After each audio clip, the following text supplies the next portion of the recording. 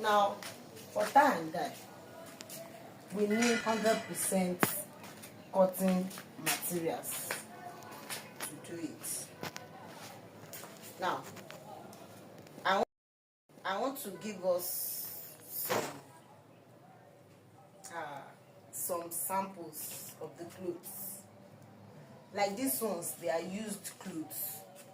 You can use them. It's a shirt. Shirt in long sleeve. It can be long sleeve. It can be short sleeves. Anyhow it is. Now the person, I think they love the stuff, but what to fade? It's fading. The color is fading out, and he still love the stuff of the shirts.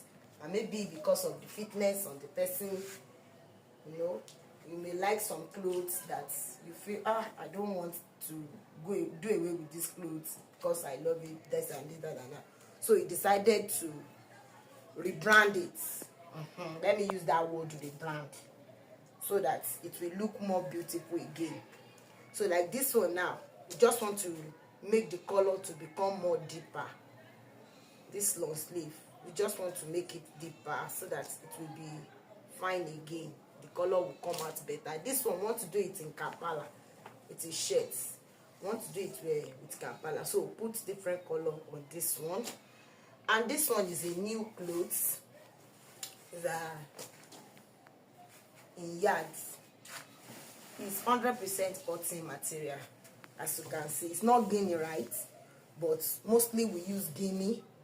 But in a situation whereby we don't have Guinea, we make use of all this stuff material that men use for senators and the likes. Those material that we normally buy when we buy lace, and we buy plain materials for daddies to sew their own something. But this one must be cotton. It must be cotton. So this is cotton. This is 2 yards as it is. And this one is a new round neck shirt. As you can see, it's a new one. New round neck shirt. It is. So as it is, you can as well make use of this for our tie and dye. So these are cotton materials that we need. It's already on the list that materials needed. I put 100% cotton fabric. Fabric is also called cotton. It's also called clothes. That's another name that I'll call it. So now if you want to do it, the first thing to do, if it is Guinea, you have to wash it inside your bowl, your big bath.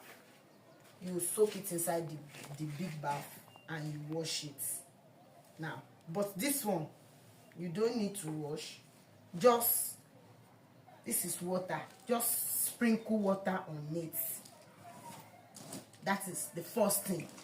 After getting your clothes, then you sprinkle water on your fabric because you want to tie it. Now, I've told us it simply means tie and dye. We tie it, then we dye it. That's just the name. That is just the meaning. Tie and dye. So to tie it, you need to wet the clothes with ordinary water. This is just an ordinary water. It's not hot. It's not nothing. It's just normal water. Just wet it with water. It's not that the water will soak it. No, it doesn't need to be too much soak. Just let water just be on it to sprinkle it.